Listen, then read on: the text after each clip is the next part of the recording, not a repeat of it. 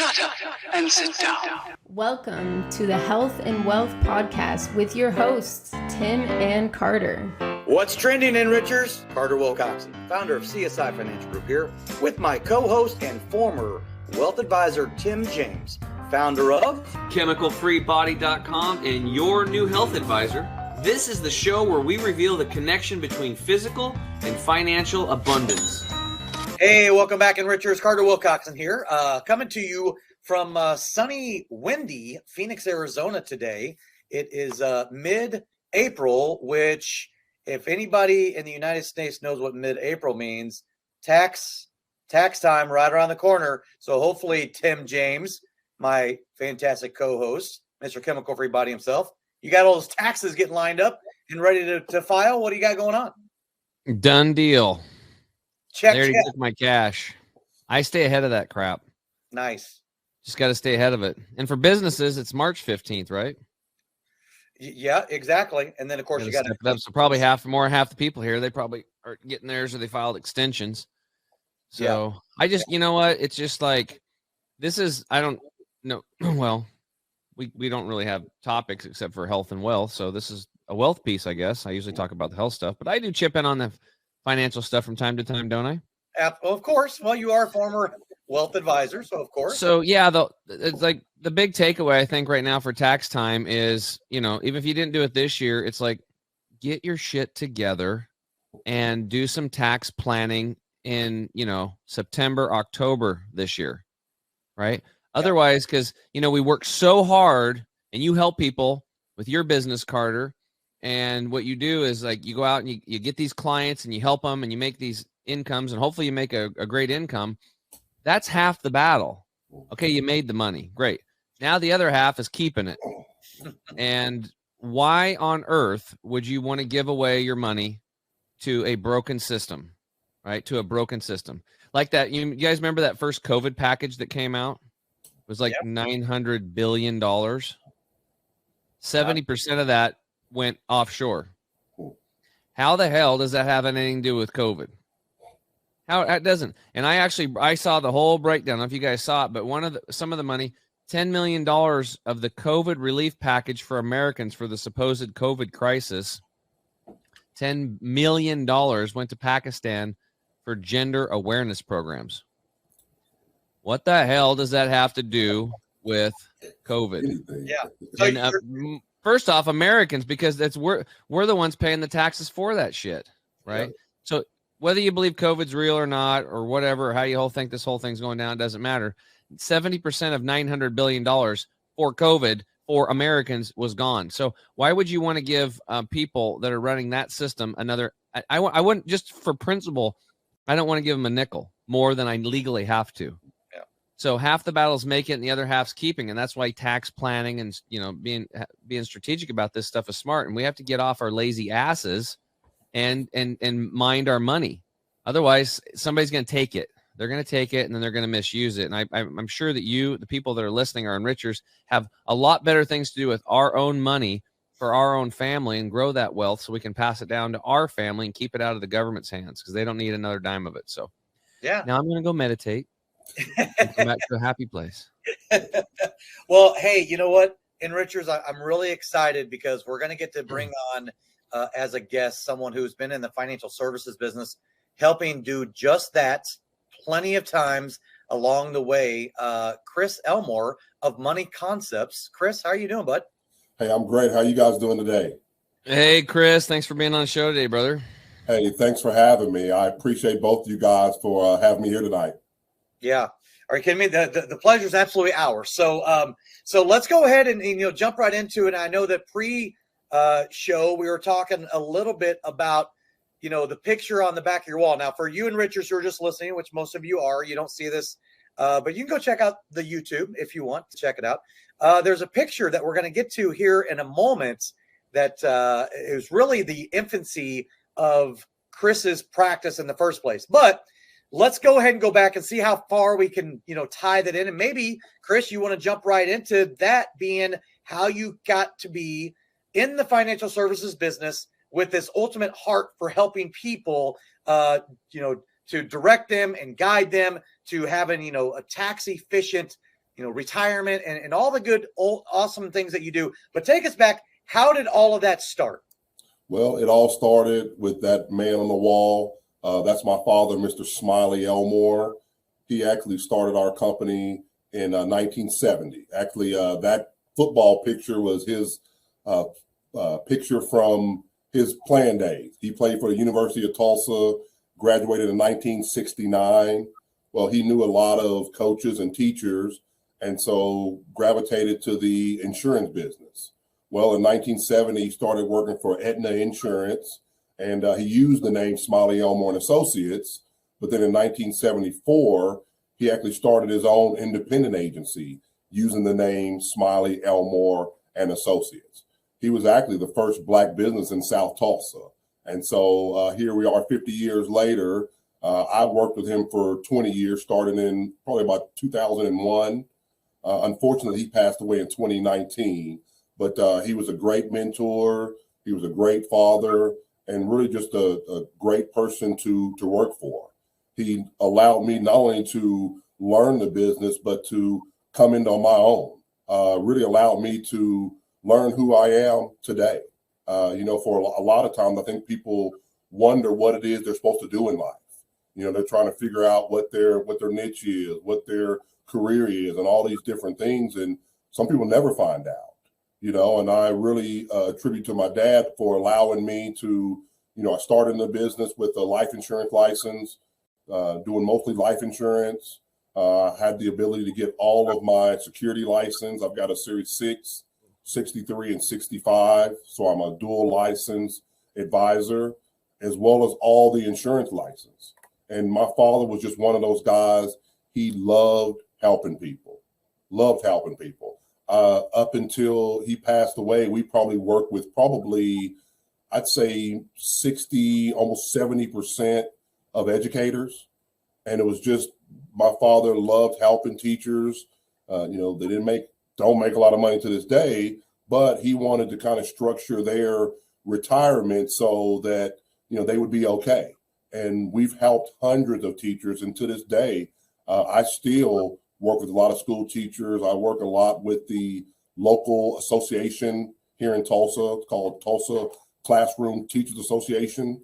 So we do a lot of events for them. We assist them with their retirement. I'm actually assisting the president now. I'm assisting her mom with her retirement. She's retiring this year after 42 years. So we've really been able to assist a lot of people with their retirement, investments, and really all their insurance needs. So Smiley, by the way, is a great name. Now, was that his birth name, Smiley, or was that was his birth name? My father was a storyteller, so I've heard different stories about how the name came about. But probably the most one he told was when he was when my grandmother was pregnant with my dad Smiley. She was always so happy, just to be having my father, and so she wanted to name him Smiley. And so my father was named Smiley. My brother is actually a local. He actually works for the sheriff's department now, but he's a bodybuilder and a preacher, and so he's got the name Smiley. And it's funny, growing up, people always say, "How's your brother Smiley?" I said, "No, my brother's." We call my brother Junior.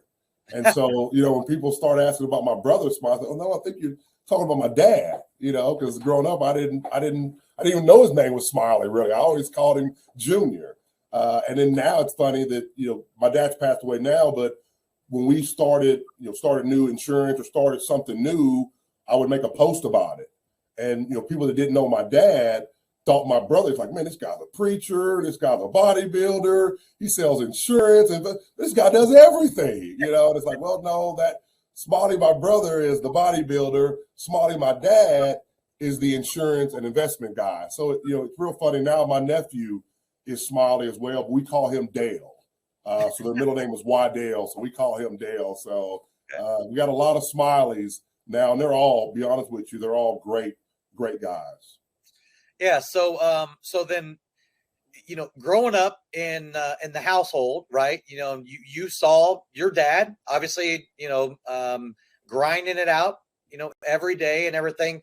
Did you start gravitating towards wanting to work with him it could be a father-son type of a thing, or was it just, or did you start gravitating it towards that because of what it was that he did, or was it more because of who he was? More because of who he was. I was always kind of a personable guy. My dad was one of those guys where he never met a stranger, and he lit up every single room he walked in. So I knew that was the kind of guy that I wanted to be. I wanted to be, everybody knew my dad. And so I knew that was the kind of person I wanted to be. Be honest with you, I really didn't know what my dad did. I mean, I worked for him as a kid. I can remember filing people's names. I can remember the numbers getting bigger, but as a kid, I really didn't know exactly, what he did. I knew he was involved with insurance. I knew he did something with investments, but it was really when I got probably high school is when I kind of, knew enough about the business that he was in, the fact that I knew he owned his own business, and that I knew that I wanted to kind of take over that business one day. And, it was funny. My dad was one of those guys. He was never really positive with me. He was always pretty negative about the idea. And even when we worked together, he always seemed pretty negative. But every now and then I'd have someone that was really close to me and him. And, they would come back and tell me, oh man, your dad really appreciate, what you do for me. You're really looking forward to, you taking over the business. And so he was just kind of that old school guy where, I was always his kid. I always knew I was his kid. And so it was a little different, the dynamic that me and him had. But, looking back on it now, I'd love for him to be here to this day.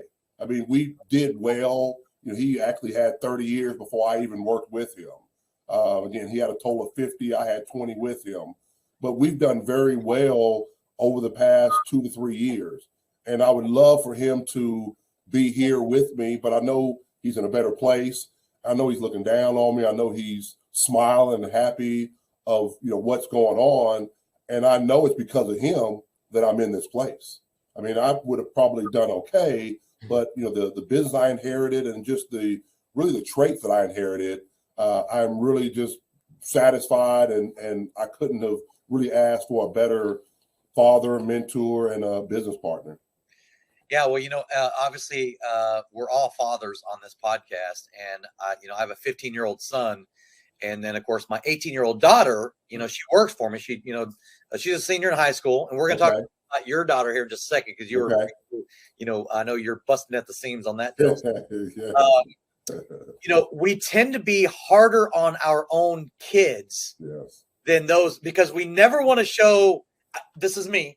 Yeah. I'm not trying to show favoritism, right? Yes. So you normally, and my guess is your dad was probably harder on you because he didn't want anybody thinking you were getting some free pass. Yeah. And that's how he was. My dad was, we all actually, I coached my kids. My dad coached us growing up, and he did not want to make sure he wasn't showing any favoritism to us, and really knew that, it took hard work. And so, during the time I kind of hated some of the treatment and some of the tactics that I guess, my father used, but now looking back on it, it was some of the best things that could have happened. Now I find myself doing and saying some of the same things to my daughters, and I'll catch myself sometimes and I'll find myself laughing or, just a funny deal because I can remember him saying or doing those things to me. And here I am saying and doing some of the same things to my kids. Yeah, I think that's just sort of, I think that's normal, right? It is, yeah. It's life. So it's and we'll talk a lot about this in the third segment for sure. It's the environment in which you grow up in and you live in and everything. And it does determine on, who you are. So your dad was a Golden Hurricane. And Richards out there, the Tulsa Golden Hurricanes. Yes, and of course, I only know that because that sounds pretty cool. Yeah. And of course, I know that because as I mentioned to you when we first met, some months ago, I lived in Fayetteville, Arkansas. I went to high school in Fayetteville and everything. And Tulsa was just even back then it was a hop, skip, and a jump away. It's really close now. Yeah. I can only imagine. But now, did you end up going to Tulsa and following in your dad's footsteps there and playing sports as well? Or no, I did not. I've got two older brothers, and my oldest brother went to funny story. Went to Wichita State out of high school. They dropped their football program, and so ended up going to the University of Missouri. So that, I asked my dad about that for years. Like, no one knew that the D1 program was going away, and he said no. If they knew, they didn't tell him anyway. So he was my oldest brother. Probably played the most after high school. My other brother Derek, he played a little bit of ball. I was growing up playing. I just you guys and the people that are just listening won't be able to see this, but I was actually born without a right arm. And so, that was one of the things that my dad always put. He didn't let us use excuses. I couldn't say I can't do this because of whatever. He always told me Kent got his neck broke. I still don't know what that means, but he would always tell me that. And it was just kind of really pushing us to really work harder and to really try your absolute very best. And so I was one of those guys that, out of high school, I kind of let not having the arm bother me a little bit. And so I actually didn't go to college. I think of myself as learning from the school of hard knocks. Obviously I was a smart guy. I've passed 9 different, insurance and investment tests.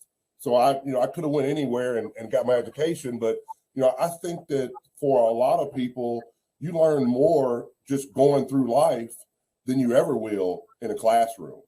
And, I'm one of those guys, and I almost kind of pride myself on, not running up a big debt in school. For some people, like my girls, I've got them set up for, I was telling you earlier, my 16-year-old, I'm biting at the bit to talk about my girl. So, so she just got into National Junior Honor Society today at our high school, Casher Hall here in Tulsa.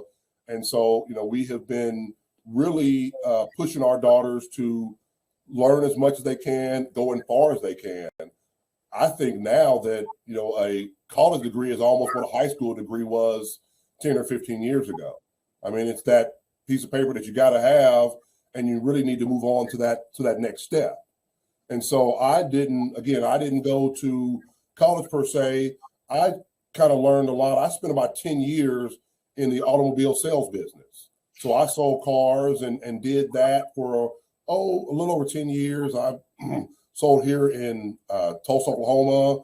I sold in Las Vegas for a short period of time, and even a little bit in Dallas, Texas. And so I kind of always knew that I was going to work for my father. And so I wanted to learn more of the sales business. And so that's, I learned a lot in the auto sales business, was in the business right as 9/11 happened. And so that in itself kind of really changed that business, but it actually pushed me into my business I am now, working for my father. And so I can remember that, that the car business was at that time was really tough. And so I made a pivot to stop doing that and start working for my father. And, the rest is history. And so I really, again, I didn't necessarily get a formal college education, but I think the things that I've learned since then, I've really been able to put to use in my business, as well as encourage others to, that if college is for them, to go ahead and take that step. But if it's not, I've got clients and friends that, I would encourage them to maybe go to a technical school just as, quick as I would tell them to go to a 4-year college. Yeah, well, I got to tell you, Chris, I love that story. And by the way, it epitomizes my background. Just turned 50 this year. So, okay. I'm halfway to 100, right? And, people will, just instinctively make some assumption, right? CEO of a couple different companies here, and been in the financial services business for 20 years, and, been running them and running and gunning and doing all this stuff. I get asked all the time, where'd you go to college? And I go, I didn't go to college. I graduated cum laude from the School of Hard Knocks. Right? I say that on a regular basis. And I love your story, and I love the fact that you're just like, and my guess is Smiley, who's smiling down on you right now, is like, you're not going to have any excuses. My dad used to say, can't never did nothing. Right. Okay. It's, I think there's a lot of that similarity. And my dad, I'm 50. My dad's 20 years, older than me. And, so 70. I'm not sure how old your dad is or the age difference between the two of you. But, growing up in the Midwest, in the South, right? Born and raised in Little Rock, Arkansas, went to high school in Fayetteville, as I mentioned earlier. My dad he always led like by example. Unfortunately, some bad things happened to him along the way, but you don't have to go to college, obviously, right? Exactly. Obviously, yeah. Look at to you. get a security license, you don't have to have a college degree. Now, some firms may want you to have a degree before them to hire you, but that has nothing to do with you getting your license and being in the business. I've done this for 20 years, and like I say, I don't have a college degree, but I'm with you. I've learned more than I have anywhere. It's funny. My dad used to always, this was early on.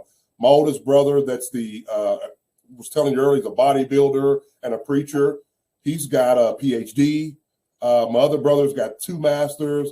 My sister's got her PhD from the University of Texas in Austin. My father had always said, Chris will do better than all of them without a degree.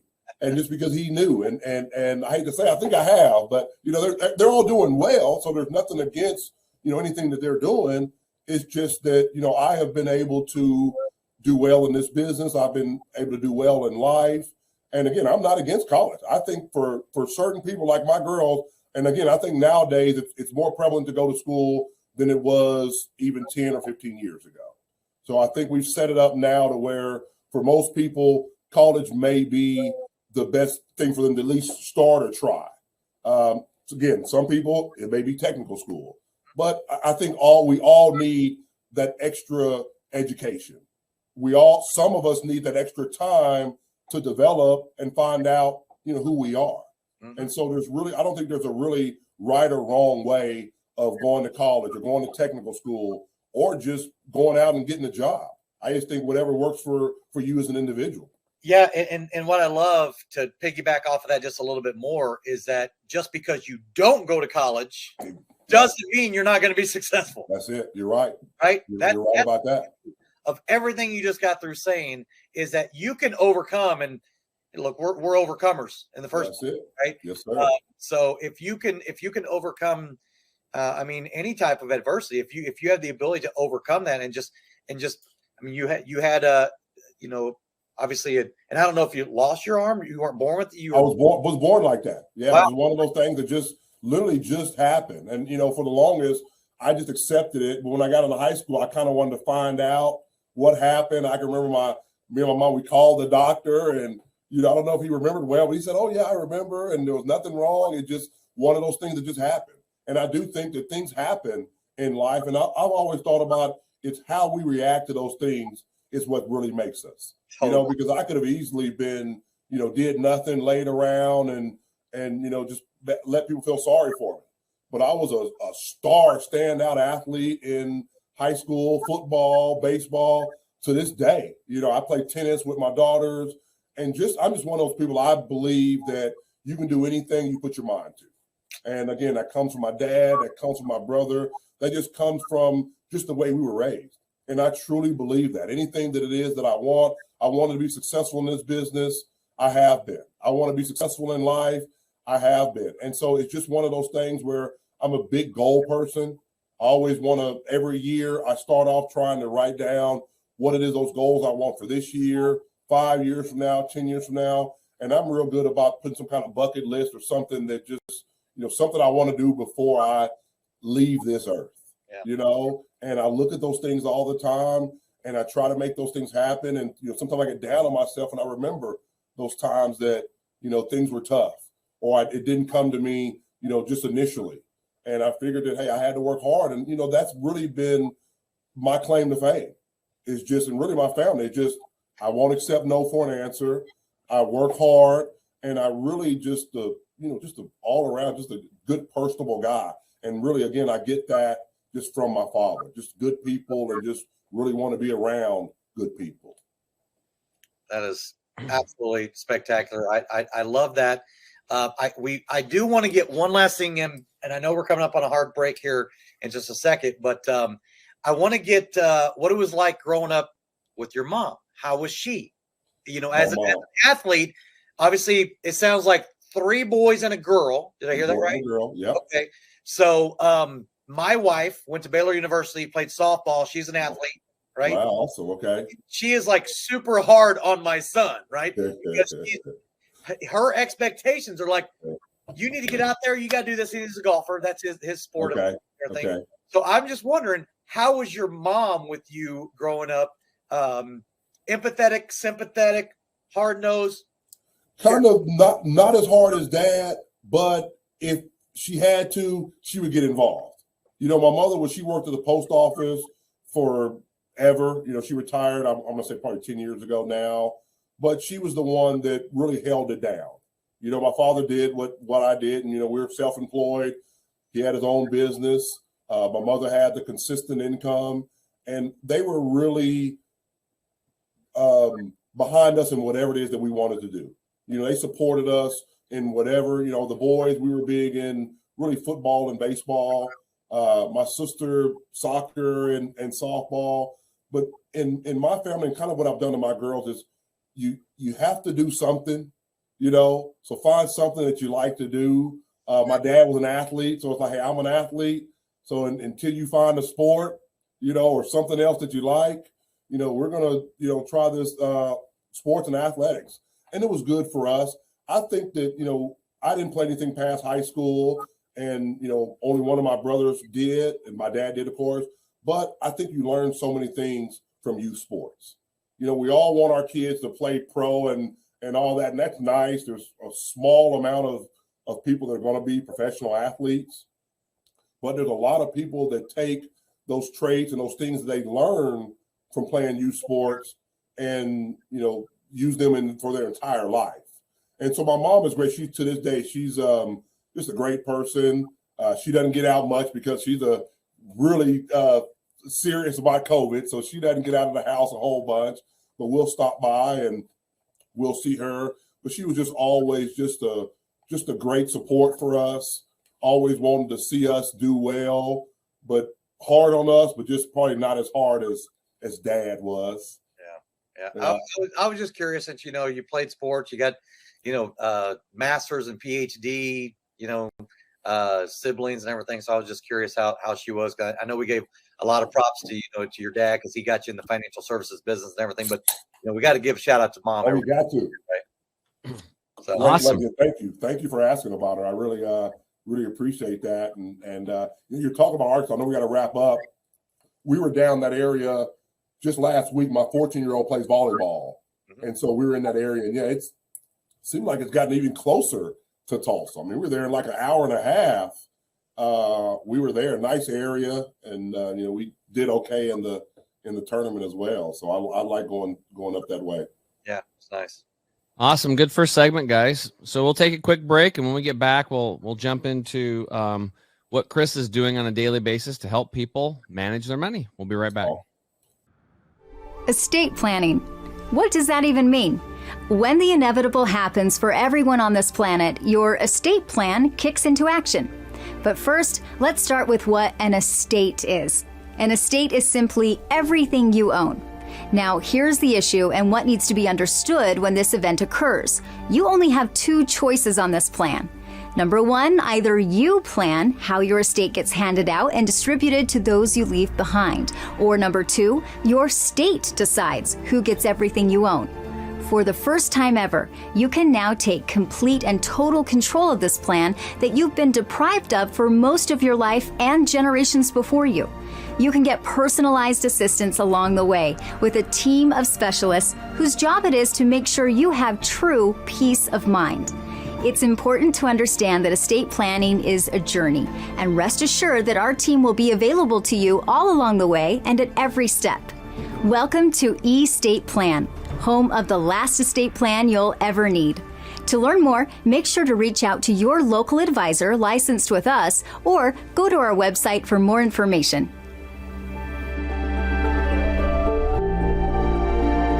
What's up, Enrichers? Tim James here. I'm back with my co-host Carter Wilcoxon. Today in the house, we've got Chris Elmore, and from Tulsa, Oklahoma. which is pretty cool. I just like saying, I'm gonna have to write a country song about that. Hey, Chris, do you know a country song about Tulsa, Oklahoma? Hey, I'm sure I can find one. This is the Belt and country town, so I'm sure That's there's right. one around. Awesome. Well, man, why don't you get into like, what it is you're doing on a daily basis that's kind of your niche and how you're helping people. Yeah, well, hey, thanks. We're actually kind of a unique firm. Like I talked about in the first segment, I am dual registered as a registered investment advisor, as well as a broker, and then have all the insurance license. So it's not uncommon for my clients to have an IRA, Roth IRA with us. The IRA may have been a rollover from 2 or 3 different company 401ks that they had. We may have 2 or 3 different 529s for their kids. We may have the home and auto insurance, and even the commercial insurance if they've got a business, and then of course life insurance. So we're kind of a holistic firm, meaning that we're not just managing their assets and creating wealth for them. We're really managing their lives. Because again, some of those clients, we've talked to them about budgeting. Again, we've handled all of their investments and insurance, and they really look to us to not only take care of that financial plan, but really take care of their financial world for them. Nice. So 1970 was when the business was formed, and you've been running it.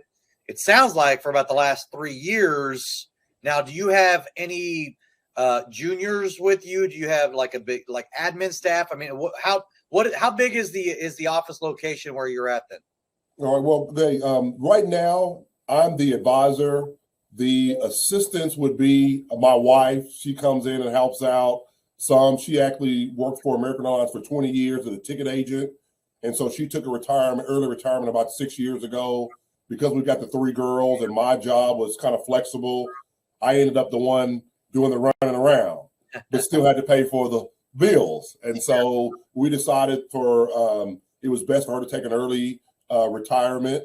And so that's what we did. And so now she helps me out with events. My mom, she comes in sometime, but because of COVID, she does not like to get out. And so she has not been as, I don't want to use the word helpful, but she's maybe not has been around as much as she would like to be. Now, as far as other advisors and agents, my father passed away literally August of 2019. So kind of right before the pandemic, right as I was kind of looking to bring somebody on, pandemic hit. And so it was just really not the best time to bring on a junior advisor or someone that, that I may have to be responsible for if we're not bringing in enough business. Yep. And so I've really kind of been juggling really everything myself. We did actually a TikTok video a few months back, and it was funny. We had all these hats on, and it was saying, hey, we wear a lot of hats for our clients. And right now I'm the one that's wearing all those hats. But, it's been really good. I'm set up to where I may not have a lot of people here in my office with me, but my broker-dealer Money Concept is out of West Palm Beach, Florida. They've got a great team of people that assist me on the investment side. And then when it comes to insurance, I've actually got 2 agencies that I work with that they both have great staff and team that really help me on the insurance side. Nice. To be honest with you, I'd love to bring on a junior advisor or someone that kind of helps. I talked to earlier about my father loved helping teachers. Well, I still work with educators and teachers, but I've been so busy lately that I'm not able to go into the schools like I used to. And so I've thought about bringing on someone that can, work with the teachers, maybe work with some of the junior accounts that we have, or maybe someone that can kind of assist on the insurance side. So that's something that actually right now that we're in, kind of talk with some people to maybe bring them on. But it's been really a challenge juggling everything. But, I've tried to make the best of it and really prioritize the business. And, when things that, someone's ready to write a check or have a check in hand, those people kind of sometimes get bumped to the top of the list. And, some things that, if we need to maybe change a beneficiary or something, I've got that form. And that's something that, we may do later in the day or something. But just right now, just trying to assist as many people as we can. And really, more importantly, we've created a lot of wealth, and now really looking to really manage not only our clients' wealth, but bring on other clients that we can assist them with, again, not only creating that wealth, but managing that wealth once we created it for them. Sure. So you were mentioning earlier, and I think you've said it a few times, where you have, someone helps with events.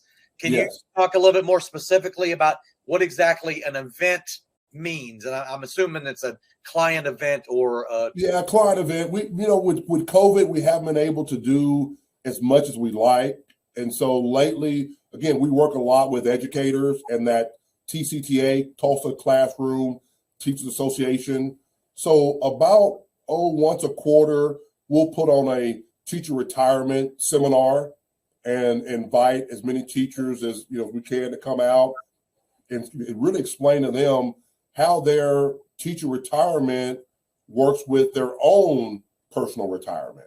And so it's really been kind of I don't want to say the word alarming, but it's been kind of interesting to see how many people know little about their retirement, or what they're going to do when they get to their retirement age. My father used to always say that, we have people spend more time planning for their class reunion or their family reunion than they do their own retirement, and so it's just one of those things where we like to do as much as we can for our clients, but some folks, they're just kind of stuck in their ways, and they just I don't know if they don't want to be educated or maybe don't care. And so, we've tried to really help as many people as we can. And so by having the events, we do the ones for the teachers.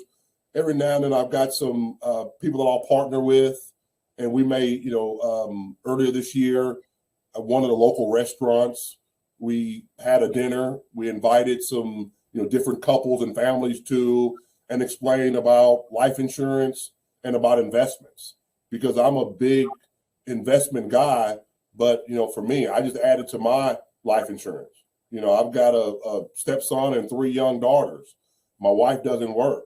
So if something were to happen to me, my investments would be okay, but my insurance is going to be the most important thing to my wife and my family.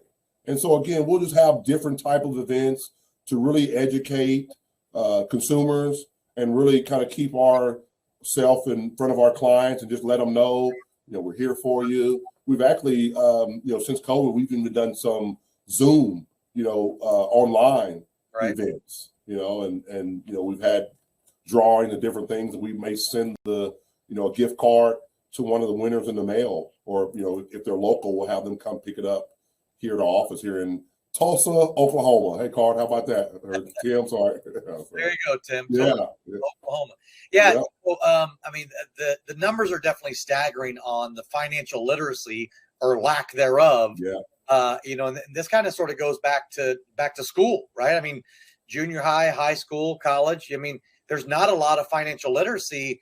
And, really and I think the people, they kind of sort of just throw their hands up in the air, like, it's like, I don't really know what to do, which is why it's so critically important to have someone like Chris Elmore, Money Concepts there in Tulsa, Oklahoma, to be able to rely and depend on, because that's what you do, right? That's what you eat, breathe, sleep constantly, day in and day out, and how you marry, if you will, right? Yes. Investments with insurance. And that's a holistic approach on a comprehensive planning strategies that I'm sure that you help with those teachers. So are teachers are that considered your sweet spot, your niche, or is that's just sort of like what your dad did? So you just do that also?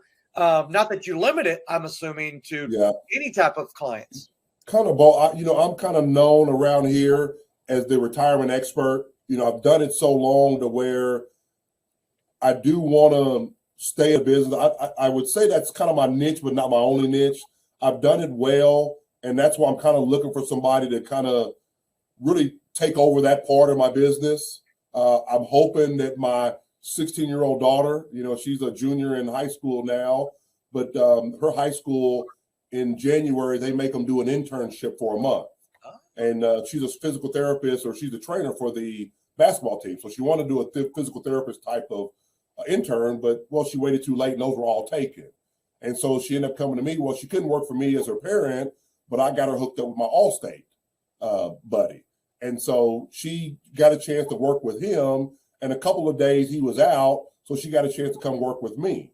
And so she really saw the difference of just a kind of a pure insurance agency, and, how they did business was mostly either phone calls or, people coming to the door and more of a sales transaction. And then she got a chance to come work with us and see that it's more of a relationship, because that's really what we have. I tell a lot of my clients that, it's really about the relationship. We'll get to the paperwork and we'll get to, signing the deal, but I want you to feel comfortable with me and have a trusting relationship. And that's one of the things that, we kind of pride ourselves on, is really being that trusting person, that trusting firm that you can count on. And again, I like how you use the word marriage, because that's how we look at it. We want a marriage that insurance and investments. I do a lot of financial literacy. About 2 weeks ago, I was at one of the high schools here, East Central, and we did talked about financial literacy. At the end of the month, I'm going to be at OSU Tulsa. One of my clients got me to talking about money matters. And so we think that financial literacy should be something that's taught on every level in school. I mean, a grade school kid should get the basic level. The middle school should get a little bit more. And by the time you get in high school, you should know things like balancing your checkbook. You should know things about, what a stock is, what a bond, some basic financial tools. That's important. It's important. Exactly. I can remember I did a financial literacy a few years back, and we were doing check writing. And I pulled out these blank checks, and I got on the internet, so they weren't real checks, but I said, sign your name. And about 5 kids raise their hand and say, sir, we don't know how to sign our name.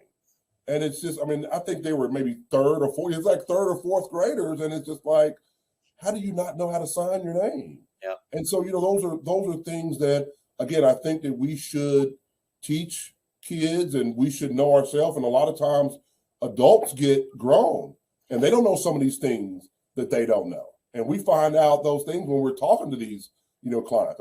I talk to a lot of people, and, I'm getting that blank stare, and it's like, they're not understanding this.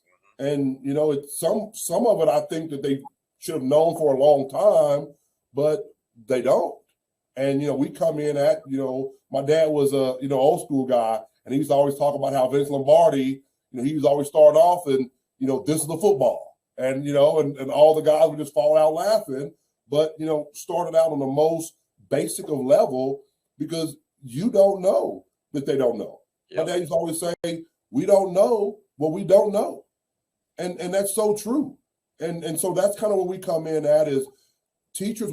My father dealt with them. And I would say for me, I've probably moved down to probably about maybe 30% of my clients are some type of an educator. The others are, we've got probably 20 or 30% that will call us up because they left their job and they've got a 401k or some type of retirement plan that we need to assist them into their own, say, IRA. And then we've got about, maybe 20 or 30% of our clients that, we're doing insurance. And you can tell I'm not big on numbers, because I'm already at probably over 100%. And we still got a bulk of our clients that we're just, doing a lot of different things for them. We're managing their money. We've got 529s for their kids. We've got the insurance.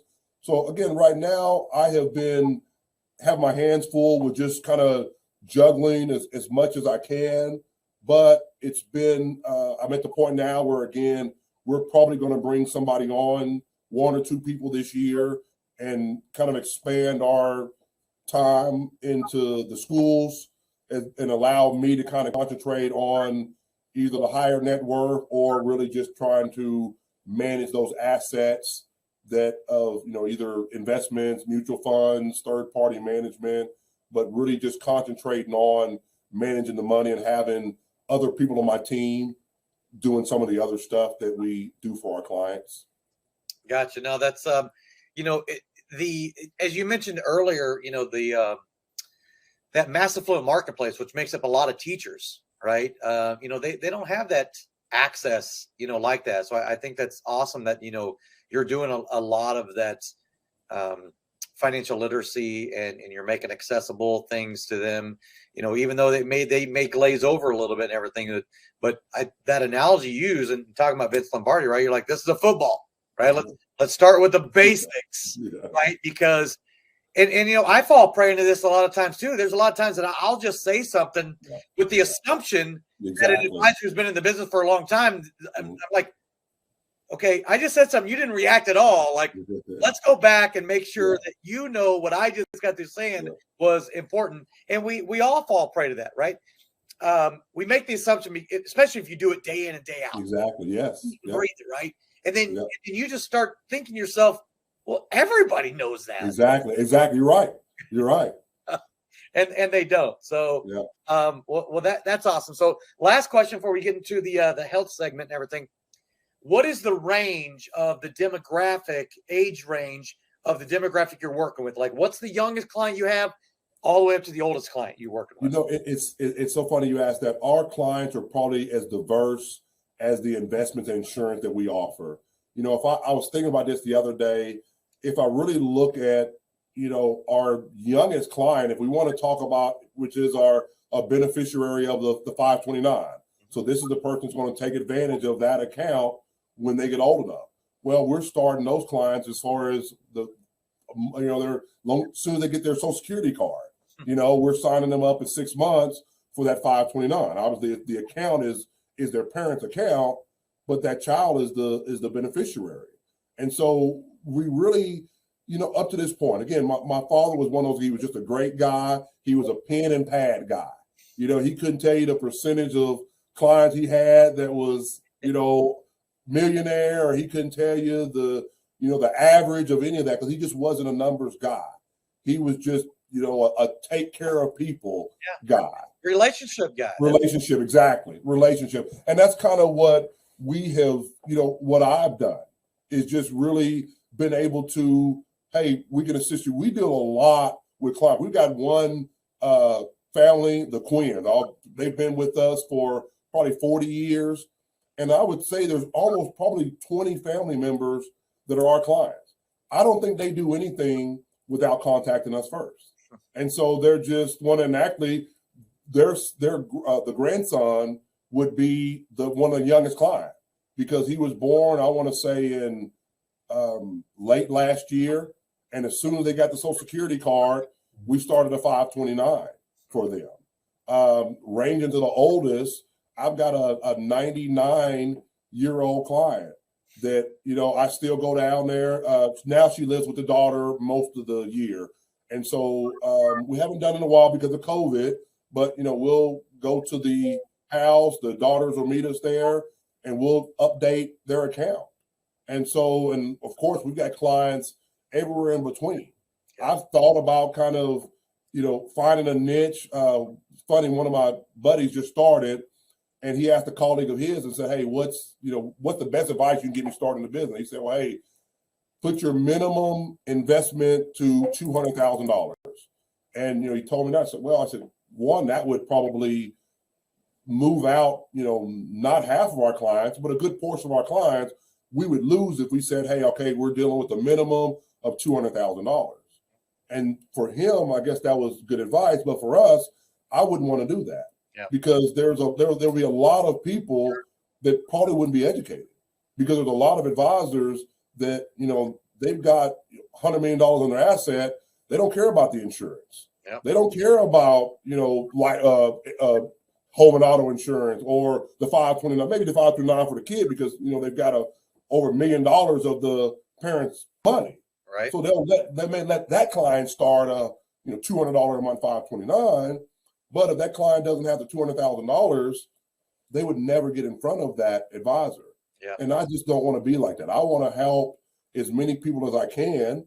And I've thought about that. Well, hey, should I draw a line in the sand and, not work with people unless they're above this line? And I just don't want to do that. I want to be able to assist people. And that's really why I want to bring on the junior advisors. And so now I can maybe concentrate again on the higher net worth and, increase my assets under management and allow my team to take care of the 529s, the Roth IRAs, and some of the junior accounts, I guess. Sure. Yeah. Well, and what I love about that is, and that's one of the things that we pride ourselves in is bringing to our advisors, things that the underserved marketplace don't have access to. Yeah. Right? And so I love the fact that you're like, yeah, 200,000. You're like, I don't think that's really going to work for me, because, Smiley, that's probably not what his forte was either, right? He didn't feel like, because everybody deserves that type of access and everything. Yeah. And if you can generationally change some things because of the current family that you're working with and everything, that could be, critically valuable. And you don't know what ends up happening from there. So, treat everybody, the same. And, you can obviously you can only help so many that are willing to help themselves. But I think that's great advice that you didn't take, or for you that didn't really apply as far as that, creating a minimum. So anyway, Tim James, you have anything that you want to ask before I know you're going to take us to break? No, I want to get right into this health stuff. Let's do it. Health and wealth. That's right. We got to have both. So we will take a quick pause and we will return very shortly. We'll be right back. You want the absolute best for yourself, and you want it to be easy. That's why we created Green 85. It helps with detoxifying the body gently. We're proud it's chemical-free, unlike almost all other supplements you'll find. Bottom line, Green 85 will get you healthier. We look forward to hearing what Green 85 did for you.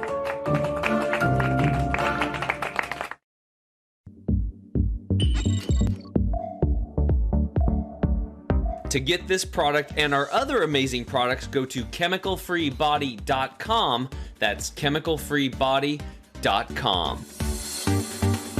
What's up, Enrichers? Tim James here. We're back. My co-host, Carter Wilcoxon. And again, today in the house, we've got Chris Elmore.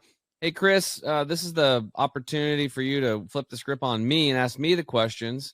Anything regarding health for yourself, public health, kids, family, whatever. So what's your question, sir? Well, I tell you, the business that I've always kind of really stayed away from, and it was always kind of confusing to me, is Medicare.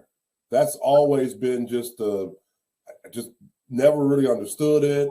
Didn't know why they had all these different options, for somebody that's age 65 plus. They know they need it. And I just don't understand why there are all these different options for someone that really needs health insurance at the time. Have you ever been to DMV? Yeah, I have. About the post office. Yeah. Well, you've got government health care is what you have. Yeah. Right.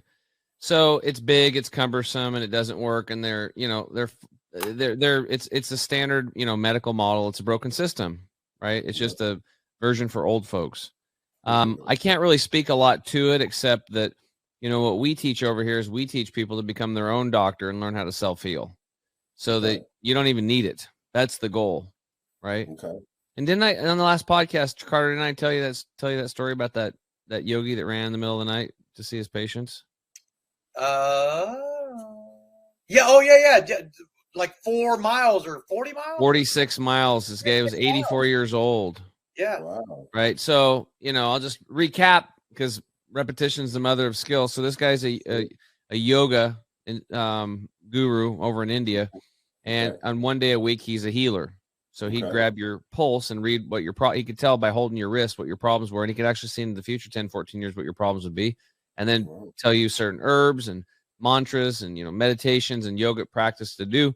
And he was in a really good shape, obviously. And he's 84 years old. And one day a week, he had to take a train into the city to see his patients. And from 4 a.m.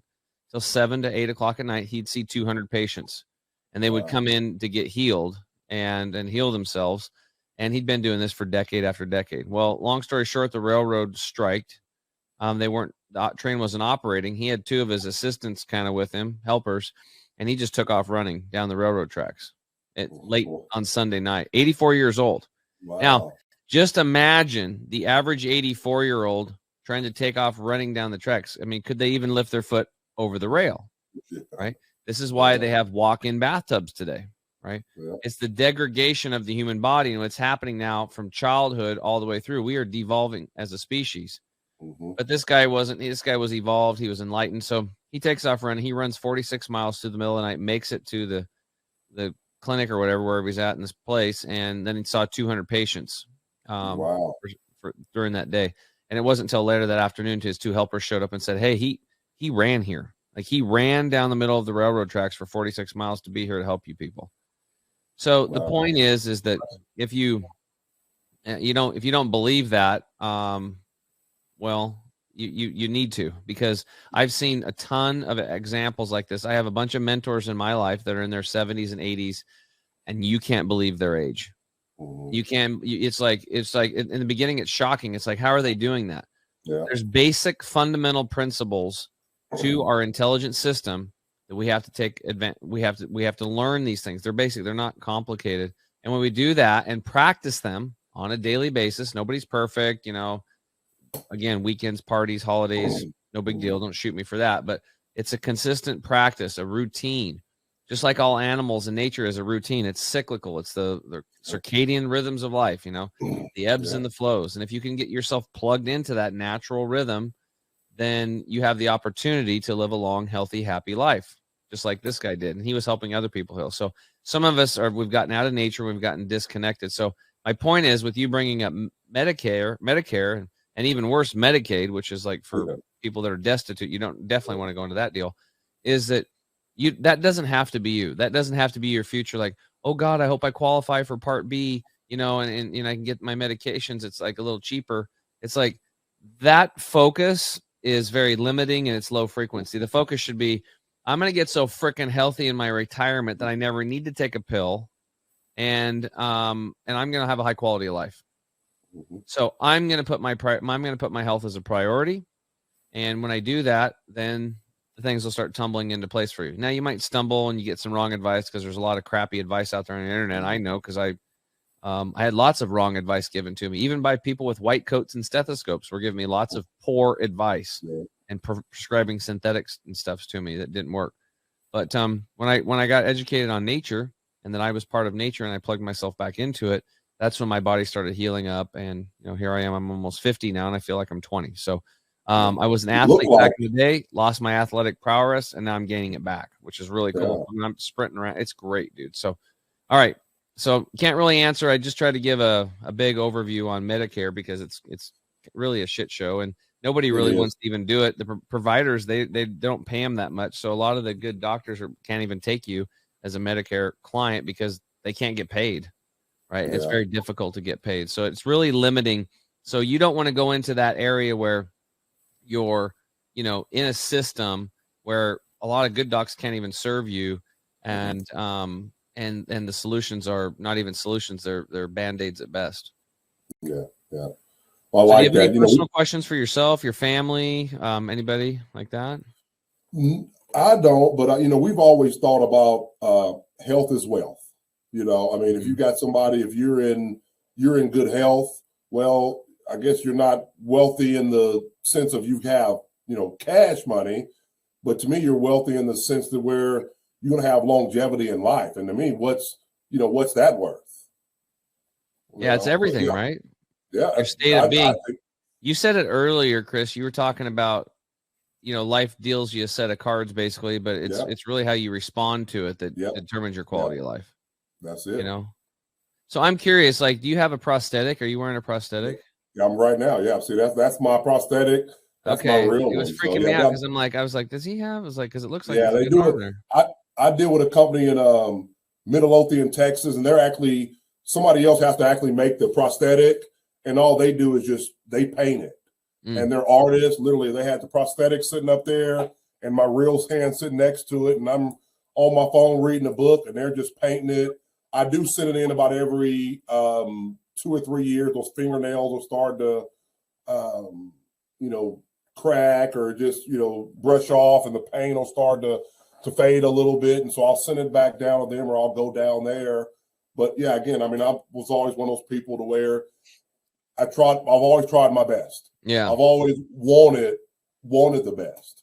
And so again, I don't believe in things like no, or you can't have it. You know, I believe that if we believe we can do it, we can.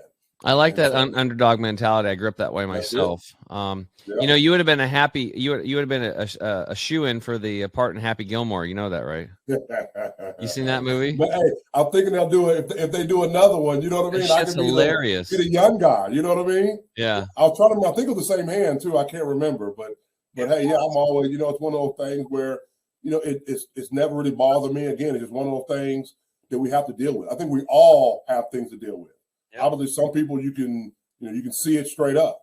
You know, I've seen gorgeous people that you just think that they just got everything, and some of them are so screwed up to where miserable. I'll take this prosthesis any day. Yeah, no doubt, man. Yeah. Yeah, and it's obviously built a lot of character in you too. So I bet your dad is very proud of you. I know he is. So that's cool, man. That's really cool. It kind of sort of reminds me of and what I love about your whole magnetism and your belief and I'm overcoming all adversity. It kind of reminds me of that old saying about the person who complained about not having any shoes until he met somebody who had no feet. Yeah, right. That's it. And you've perspective. Right. Mm-hmm. You've gained a lot of that perspective, and that can really serve you well. And that's why that's the theme on this show of all the different financial advisors that come on here. They have such a heart for helping people, right? Yeah. And they care. They really truly care. I was just talking today with my business partner about this whole like fiduciary thing, right? Yeah. And I said. And look, nothing against Fisher Investments, nothing against Charles Schwab or whatever, but it's like they're ramming down your throat about how, this commercial. Well, you have to tell somebody that you've got your client's best interests at heart. Like without that, you wouldn't have. You're right. You're right. So, but your, holistic approach, as you talk about, I call it comprehensive approach of marrying the investments and insurance. That is really the way that you can impact those households. You can't do it with just one or the other. I really believe that you have to have both of those. And I'm not saying that there's not plenty of people that determine that, I'm an AUM guy and that's how I'm going to make my revenue and everything. And I'm a fiduciary and all that good fun stuff. But, there's no better way to leverage money than using life insurance. Right. And that's probably some of the things I'm just guessing, not to put words in your mouth, but my guess is that's a lot of the things that you teach those households on how they're no longer here by multiplying those assets and leveraging those dollars. You can really generationally impact families that underserved marketplace, especially whenever it comes to using that tool. Yeah. Hey, Tim, I think I do have a health question. We have, I guess we've still got affordable care in some way. Do we feel that we'll ever have, we talked about how bad the Medicare and Medicaid is being a government health insurance. Do you think that we'll ever have some type of universal health insurance for the whole country? God, I hope not. Because the problem is when you go to centralized anything, that's where the problem lies, because we need to go to decentralization. We need to go back to a competitive marketplace, and there's, there's a really, let me look this up if I can find it, but there's, YouTube, Dr. Shiva Ayyadurai actually goes through this, and let me just look him up here. Look up Dr. Shiva and healthcare. Let's see if we got it.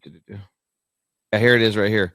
It's in YouTube. It says MIT PhD Dr. Shiva Ayyadurai explains why healthcare costs are high and the real solution.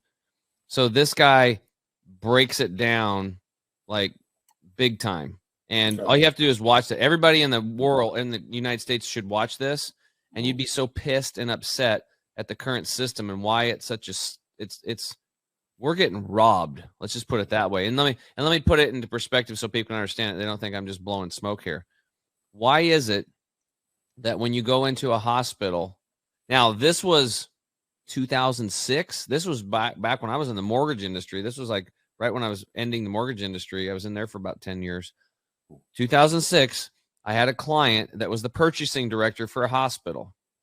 And for shits and giggles, I don't know why I asked him. I just was curious. I was like, hey, man, can you tell me how much one Tylenol costs in a hospital? Because I just knew we were getting jacked. I think something like my dad or my mom was in the hospital and the bill was like atrocious. Yeah. And I didn't know how to compute all that, but I'm like, I can go price out a Tylenol and divide by 30 or 60 and find out how much they are a piece. In fact, let's do it right now. Let's do that right now. So I'm going to look it up let's get some real numbers here. Yeah. Tylenol. Let's do that. And let's go to Tylenol and we'll go to shopping. Okay. And it looks like we got Tylenol Extra Strength Pain Reliever. You can get that at Target for $15.99. Okay. And they have 225 of those deals. Okay. All right. So let's put this in. And first off, I wouldn't take Tylenol anyway because it's a synthetic, but let's say you do. All right. So they're 500 milligrams each and $15.99. Okay. So I'm not the best at math either. That's why we got into the financial services industry. All right. Divided by 225. So we got calculators for. All right. That's about 7.1 cents a piece. Now, back in 2006, when I asked him that question, he said he got back to me. It was a little over $17 a pill. So if you go to the hospital, it's $17. Yeah. But if you go buy it yourself, it's 7 cents. Yeah. Right. There you go. So the markup is atrocious because there's all these people in between you and the provider. And now what you're seeing is there's these direct providers where you can just go, this is what you should be looking for today. Look for a homeopath or a naturopath where you just pay them at like $45 a month. Mm-hmm. That's it. And then the system like that's a direct provider. They can only take so many patients, and once they're full, and that's it. And you just pay them a monthly stipend, and then you have access to care, and you got a doctor to do stuff for you. And then you're going to get rid of these things I think they're called like, let me pull this up, like DPMs and GPOs. And let me see if he puts the whole thing down here. You just got to watch it. I'm going to actually drop this in the chat for you, Chris. I want you to watch this, and you can actually share this with your clients. But this will help. This guy he actually invented email when he was 14. He's one of the top immune system experts in the world. He's a pattern analysis expert. He's one of the top engineers in the world. So here, I'll drop it in the chat. Okay. And when he ran for Senate, he was explaining this to people because there is a solution to this, this broken system. We have to get these middlemen out of there. They're controlling everything and controlling prices. And then who ends up paying for it? We do. It's just we're just getting milked. I mean, if the three of us were running the show over here, let's put us back into time 50 years, and if we ran the show and we literally could do it as decent human beings, America would be rocking right now, and probably so would the rest of the world because we would have followed suit and stuff like that. Mm-hmm. Rocking. I mean, absolutely rocking. Yes, sir. So anyway, hopefully that answers your question, man. It does, and answers it well too. I appreciate that. Yeah, I dropped that in the chat for you. Okay, yeah, I'll check it out. That's the title. You can just grab the title and drop it into YouTube. It'll find the video. It's a really good video. That's actually what I just did because I went ahead and copied it, put it in YouTube and everything. So I've got it. But it's gonna blow your mind. You're gonna be like pissed, like I am. But I let it go. I'm meditating again now. I'm happy. Woosah. Exactly. Awesome. Well, Chris, man, thanks for coming on, brother. We appreciate your time. You've got a good energy. We loved having you. Yeah, well, thank you guys both for having me. I think you guys are both cool guys. I've enjoyed it. I've learned some stuff from the both of you and had a great time. So thank you both so very much. Absolutely. Our pleasure. Hey, and Richards, thank you so much for joining us as well for another episode of the Health and Wealth Podcast. And to be able to see all of our previous fantastic guests like Chris Elmore, Money Concepts, in Tulsa, Oklahoma, you can go to our website at www.thehealthandwealthpodcastshow.com and make sure to like, share, and subscribe wherever you get your podcasts, Google Podcasts, Spotify, or Apple. For my fantastic co-host, Mr. Chemical Free Body Tim James, and our esteemed honorary guest today, Chris Elmore of Money Concepts. I'm Carter Wilcoxon, CEO and founder of CSI Financial Group and co-founder of Epic Services Company. Wishing you a wonderful and abundant day. And until next time, Enrichers, have a great and a wonderful, abundant rest of your week and day. And we will see you next time on the Health and Wealth Podcast Show. Thank you, everybody. Hey, Enrichers. Thanks for tuning in to another episode of the Health and Wealth Podcast. I'm your host, Carter Wilcoxon. And I'm your host, Tim James. And by God, we are committed to helping you guys have fat wallets, flat bellies. So tune in again for another episode and make sure to like, share, and drink a lot of water. Or beer. You have just listened to the Health and Wealth Podcast with Carter and Tim.